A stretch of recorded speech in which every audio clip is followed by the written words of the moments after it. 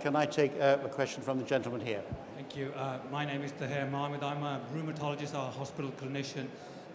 Really, I'm interested in patient feedback, and we've been practicing patient feedback systematically. So everyone who comes to our clinic gets a chance to feedback and to comment on the service they've received, and then we use that to improve what we do in clinic, but also improve our wider processes.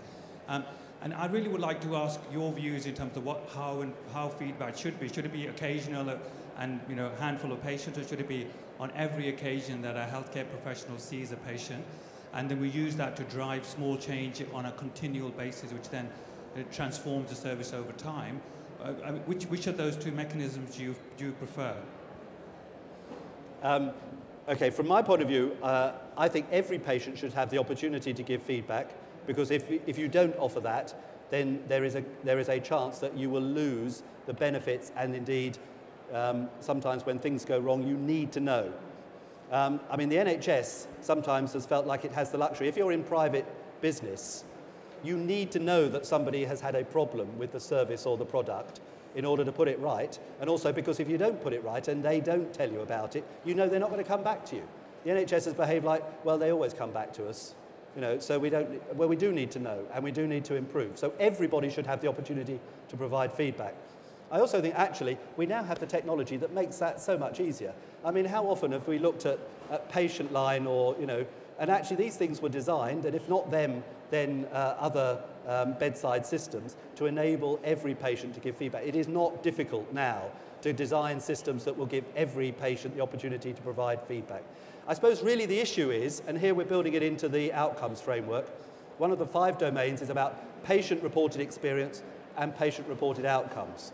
There, for example, as you do, for example, with EQ5D for some things, or for the short-form reporting after hospital procedures, for example, sometimes you need to have more detailed follow-up in terms of how people have got on when they've left hospital, activities of daily living and so on.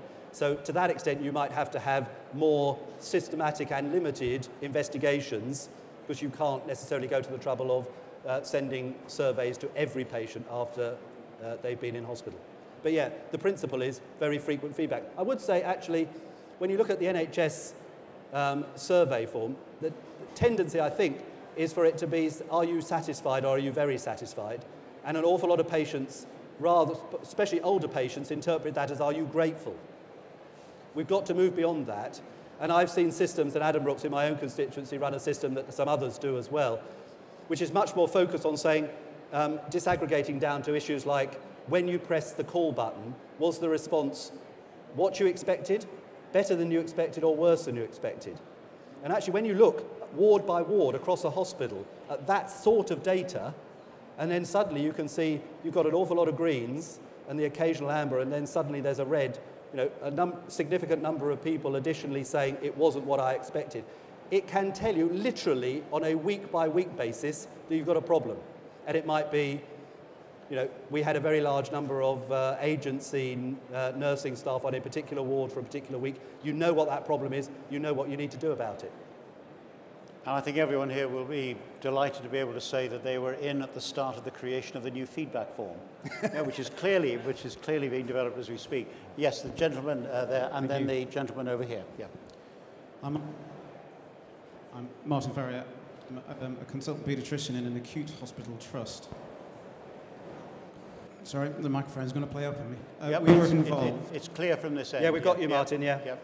We were involved in the start of thrombolysis in acute healthcare trust, and we wanted to introduce it. We were unable to do so because our PCT would not allow us, and they would remove payment for us when we were treating patients with stroke. Currently, we want to introduce cooling for babies who've suffered hypoxic ischemic injury to their brain. We haven't been allowed to because our neonatal network won't permit it. There's a very, very great deal of resistance to the changes that you're talking about. We haven't been able to do some of the things that we wish to do because of that resistance. How are you going to help us to do or make these changes, and how are you going to help remove that kind of resistance? Thank you, Martin. As you rightly said, the issue about thrombolysis for stroke, I think, is absolutely an example right at the core of the problem, because the payment system was structured around the procedure. It wasn't structured about the outcome. And it wasn't that thrombolysis for stroke is more expensive. You know, the National Audit Office did perfectly clear evidence that showed that if you did rapid scanning, followed by thrombolysis in probably, 1/7 of patients, if you also did rapid follow-up to minor strokes, if you also did carotid artery surgery, the combination of doing all these things saved money, significant amounts of money for the NHS. Why weren't we doing all these things? Answer, because everybody in the NHS in the commissioning side was treating it as an additional cost in the short run, and they weren't necessarily internalising the benefits, not least in part because actually the benefits were social care benefits because of because they were reduction of disability in patients later on. So we are bringing health and social care together, because very often some of these things are about reducing subsequent costs in social care. We do need to fix on payment for outcomes, so the commissioners should be commissioning for outcomes, not commissioning for processes. So coming back to cooling for babies, I think it is all.